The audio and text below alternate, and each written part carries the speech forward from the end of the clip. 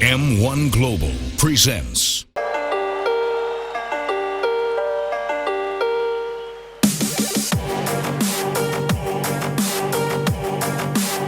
Mən Talih Nəcəfzadə, doğma şəhərim Bakı şəhərində bu gün döyüşəcəm.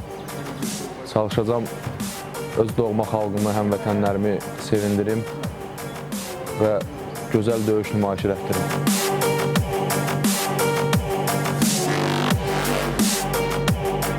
Rəqibim Ekvatorial Gvineyadan, İspaniyada yaşayan Felipe Nsuyedi. Təcrübəli döyüşçüdür, çox sayda döyüşləri var. Yəni güclü rəqibdir, çox dözümlü rəqibdir. Döyüşlərini izləmişəm və bilirəm ki, mənə bu gün asaf döyüş gözləmir. İnşallah çalışacağam, əlimdən gələn eləyim ki, xalqımı sevindirim və qələbə qazanım.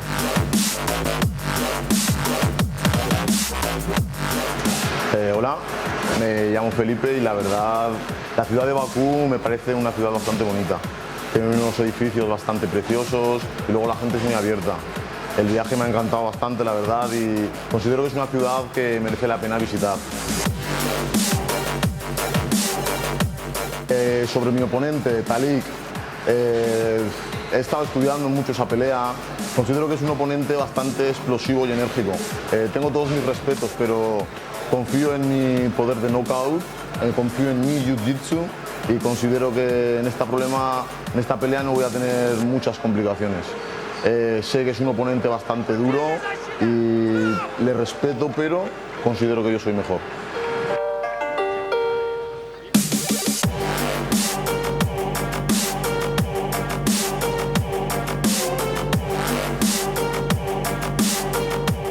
Məşqlərimizi Bakı şəhərində, Baku Fighters klubumuzda keçmişik. Gözəl zborlar keçdik.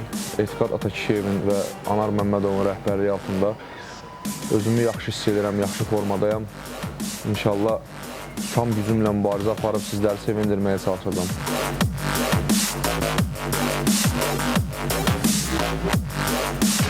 Para esta lucha he trabajado mucho mi boxeo, trabajos básicos, mantener la distancia, mucho golpeo y luego confío muchísimo en mi jiu-jitsu. He estado trabajando mucho jiu-jitsu con grandes luchadores, mi entrenador, y he estado bastante arropado porque es todo un equipo, el Verdún de España, Zaragoza.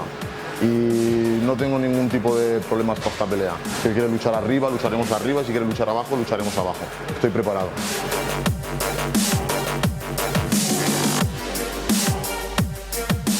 Felipe, mən tam hazıram və qələbə üçün ringə çıxıram. Talik, día 4 nos espera una gran lucha. Espero que seas un oponente digno, porque yo sí lo voy a ser. Estoy preparado y voy con todo. Que gane el mejor.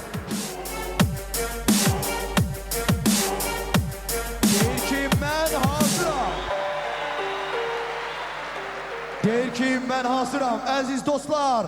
Bəs siz necə? Hazır mısınız? Elə isə ringə dəvət olunur növbəti orta çəkidə super döyüşün iştirakçıları Göyüncə Ekvatorial Gvineya təmsilçisi dəvət olunur Felipe Nsuyedi. Beləliklə Göyüncün iştirakçısı artıq ringə daxil olmağa hazırlaşır və biz istərdik onun rəqibini dəvət edək. Qırmızı güncə dəvət olunur Baku Fighters klubunun təmsilçisi Azərbaycan Talih Nəcəfzadə. İslam! Hərəkət!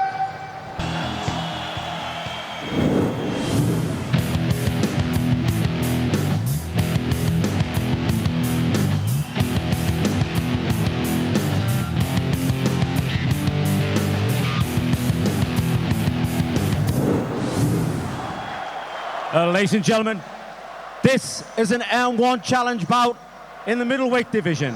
Now introducing your fighter in the blue corner. This fighter is 24 years old. He weighed in at 84 kilograms. He stands 182 centimeters tall and has a record of 11 wins with 9 losses. He is national kickboxing champion and bronze medalist of World MMA Championships 2014. He is from Equatorial Guinea, Felipe Nsuyedi. Now welcome his opponent in the red corner. This fighter is 29 years old. He weighed in at 84 kilograms. He stands 174 centimeters tall and has a record of 4 wins with 1 loss. He is national MMA champion, silver medalist of European MMA Championship, and World MMA Cup finalist from Baku Fighters, Azerbaijan, Talik Najafizadeh! And your referee for this bout, Manap Kabdayev.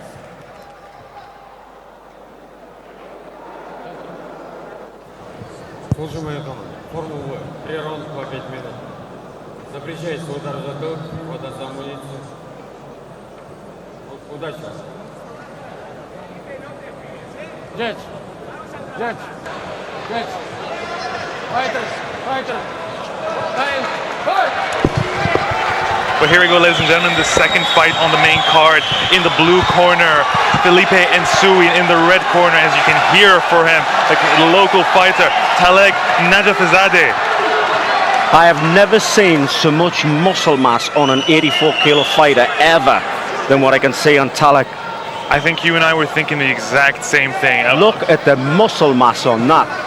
I mean, great for strength, great for power, but how long can your muscles work when they're that big and that, you know, they're full of blood? They use up a lot of oxygen. Exactly. How long can he actually keep getting oxygen to those big arms of his and those big legs? Those are tree trunks, not legs, Ian.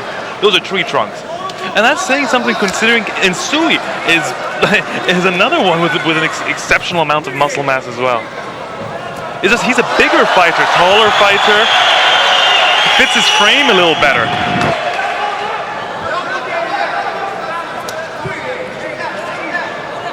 But I'm sure there's many people at home saying, yeah, he may be a big guy, but as soon as he hits you with one of them shots, it could be game over. Just like that.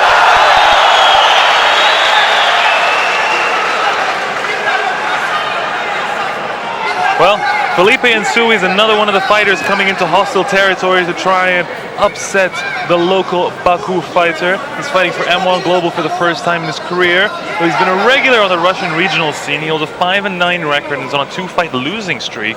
But that includes losses to the likes of Bellator's Karl Amasu and M1 Global's Alexei Kuchenko, Sergey Romanov, and a host of other talented all the Russian big names, fighters. yeah, all the big names. Exactly. Significant fighters again, as we talked about earlier, Ian. It's about who you face rather than the amount of wins over nobodies that you can collect over time.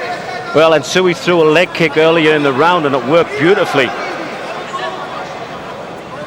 You know, leg kicks is one of my favorites, so I'd like to see him use that. You weaken the front leg, your opponent cannot throw as heavy, they cannot shoot as fast. Well, Talah's already a lot calmer than Zaru came out in the first fight as well, so he's definitely a little more tentative, taking his time, trying to understand his opponent. And Nsui actually limped backwards there. We just talked about Nsui throwing the leg kicks himself, and he takes a leg kick and he limped backward. He's coming forward with big punches though. Talah answering to the body. There's the leg kicks. See, with Nsui having the longer reach with the legs, obviously you should have the longer reach with the arms as well, but with the longer reach of the legs, it can stay on the outside and still pop them shots in.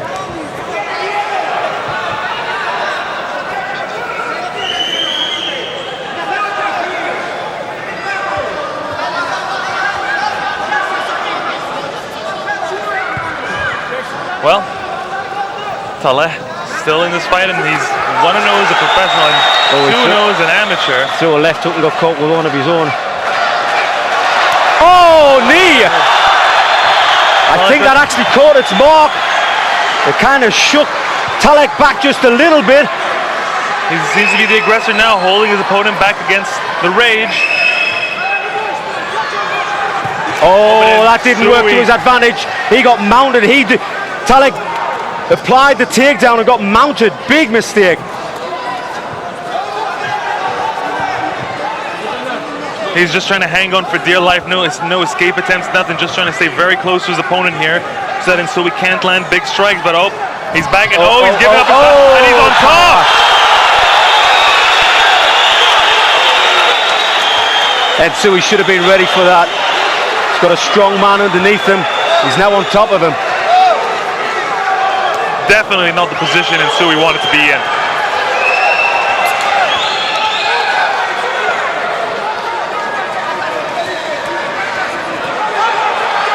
Working body, head.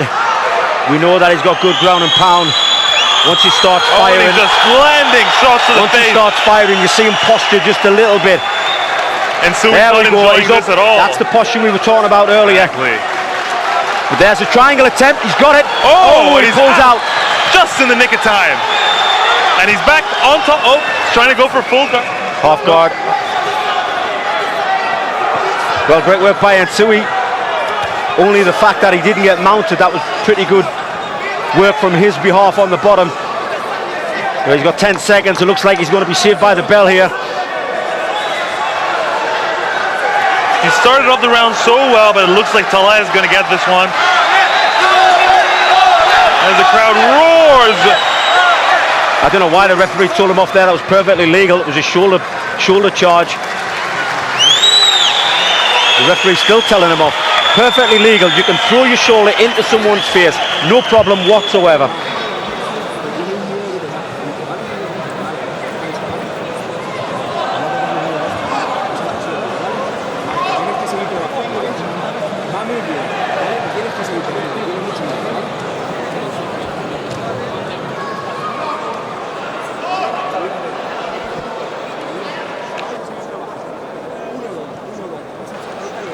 Well, that's the knee that found its mark earlier on, ladies and gentlemen. Pretty much the best that Nsui was able to do. He was able to take his opponent down, but was unable to keep that position. Ended up on his back himself, where he stayed for the majority of the round. Should be noted, Talha is the one sitting down, getting his legs rubbed right now by his corner, while Nsui standing firm the whole time, refusing to sit down.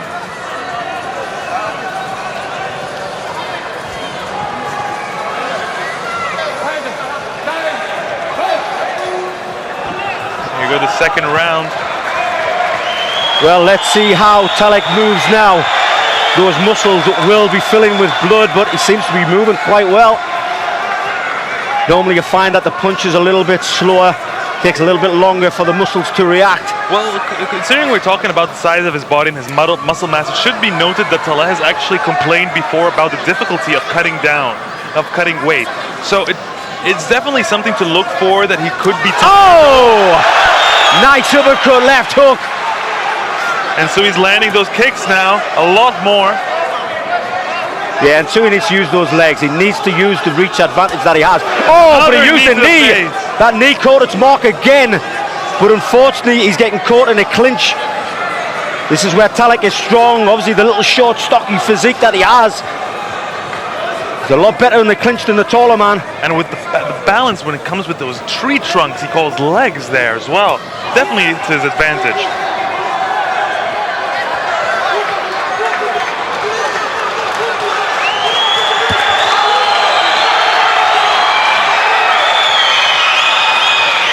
Holding on to his opponent here against the rage. Battle for position, really.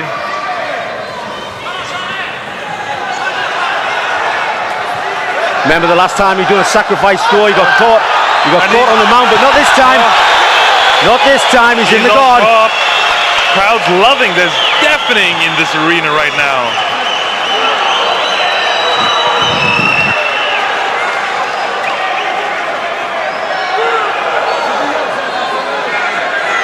You can't see, it's off camera, but the corner man has run all the way around the other side of the rage to give instructions to Talek. You cannot leave your corner post. Corner man has to stay in the corner of the red, which Talek's from, and he ran all the way around to the other side. Referee Marco Brunson, who's actually not even officiating this one, had to go around and get him back to his place. Corner didn't even seem to understand. They're still inching a little closer towards their fighter here. To be honest, I have to be honest, I did that a little bit. You know, you move to the side, try and get as close as you can. It's obviously with the crowd are going absolutely crazy for Talek. They can't hear anything that their corner is shouting. We can barely hear each other at this point, so there's no doubt that a lot of these emotions and a lot of the sound is getting in the way and everything, really. Well, I'm not sure if Ensui's done the right thing by putting a body lock in the guard, because he's went for a submission. Nicely passed. I was going to say, by holding a body lock in the guard, you're just allowing your opponent to stay there and throw punches, because when somebody puts a body lock on you, you know there isn't going to be an armbar or a triangle coming. Again, he ties up that body lock.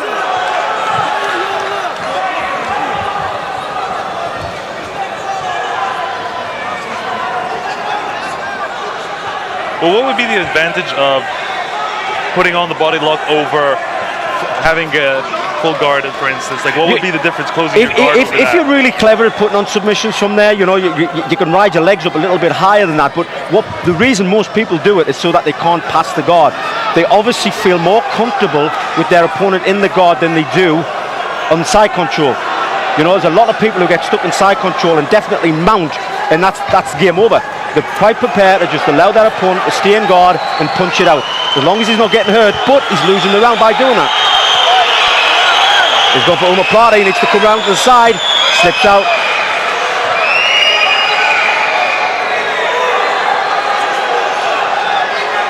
Nice inside control. Ensui crossing his legs, so he stops his opponent from passing full mount. Going into north-south up. Yeah, he was just about to go north-south. Now a crucifix position. Crucifix position, and Ensui realized way too late game there. over. Oh, wow! Whoa. Wow! That was pure strength, and wow, the silence that fell over this. Wow! Crowd did not see that one coming, and quite frankly, nor did we. Nice knee to the body. There's 29 seconds left in this round. What a time for Ensui to choose to pick this up and change. Oh, Neon Belly's trying to pass here. It's a great comeback, but is it enough to win this second round?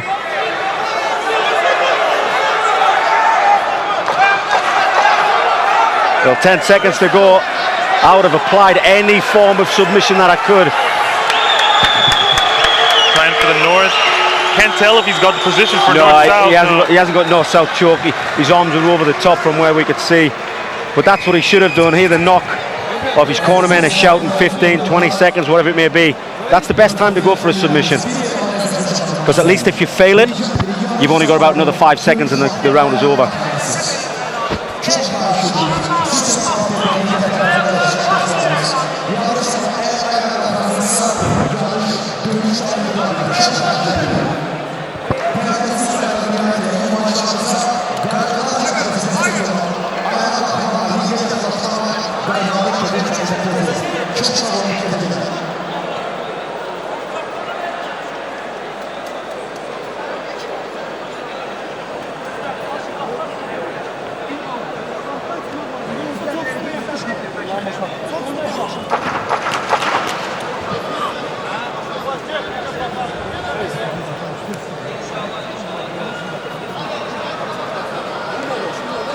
Well, they're shaking the arms out of Talek.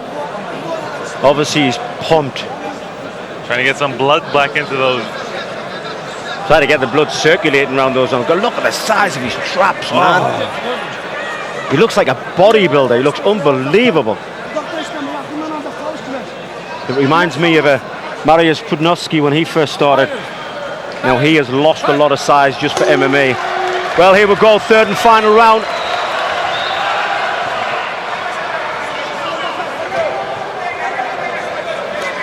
There's a little bit of snap in Felipe Ensui.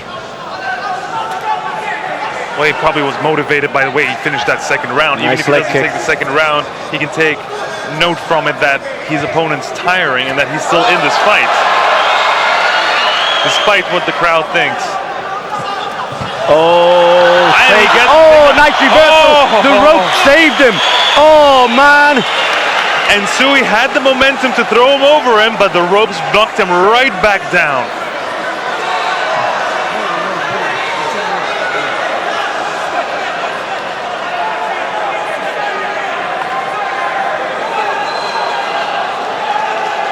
My goodness, ladies and gentlemen, it's pandemonium at cage side here. Guards are trying to move fans from coming out close to try and actually help Talek here in this fight. Yeah, it's amazing how many MMA fans become cornermen when someone they like is actually fighting. Incredible. It's taken multiple security here to pass these fans away. Vitalik is in a good position, side control, really strong position for him. But all he has to do now is wrap his arm over the top of the head. See the arm there? He could wrap his arms at the bottom, go tricep to tricep, wrap his arm around the head of Felipe, and he would have gotten the scarf hold. Clearly not big on submissions. Instead looking for those power shots. Well, and so he looked up at the referee when he gave him another shoulder charge, and the referee put his thumbs up. I think the referee must have been told that shoulder charge is legal.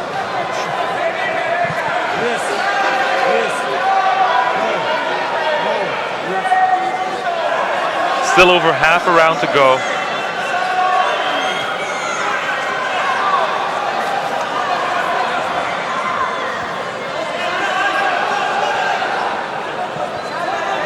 Total domination now. Side control is not where Nsui wants to be. Tala is perfectly happy to stay here. He needs to move a little bit better, even re-guard him, because he was having some success with arm bars and trying to get hipped out. Oh, tried to mount there. At least that's a better position now. A better position in the fact that he does have more submissions available to him.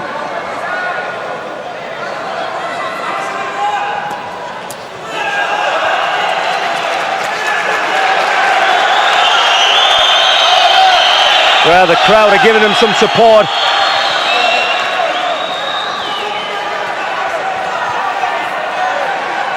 Under 2 minutes now. That was a triangle attempt.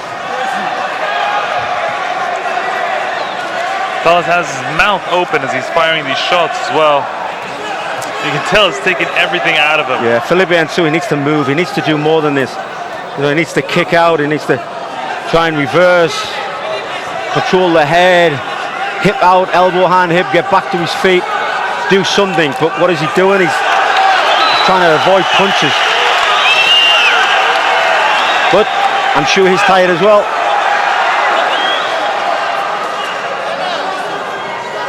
A little over a minute to go in the fight, and it looks like it's going in Taleh's way here.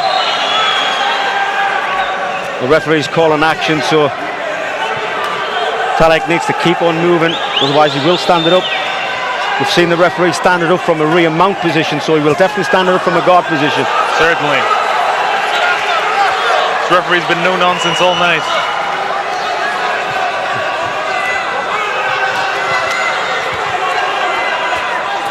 Well, if the round ends like this with 45 seconds left to go, I believe the fight can only go one way, and that's to that big man on top.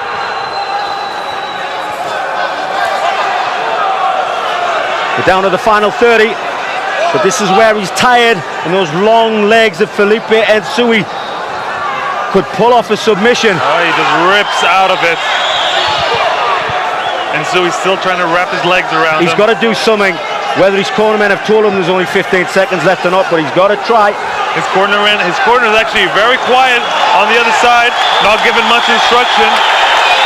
But would he be able to hear them with this crowd going crazy? Good point there. The end is near anyway, the crowd senses it. And Taleh gets up and roars with approval. The whole crowd roars along with him.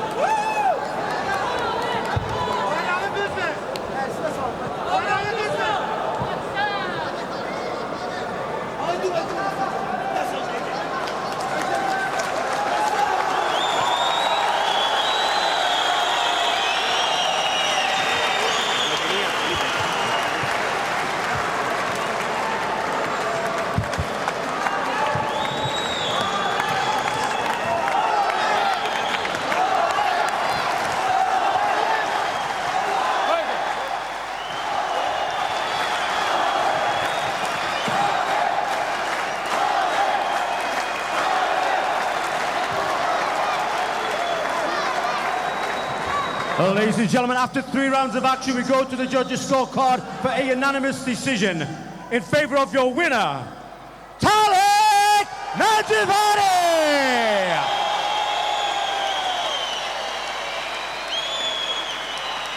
Əziz dostlar, qalibə və məğlub idmançıya xatirə hediyələrini təqdim edir.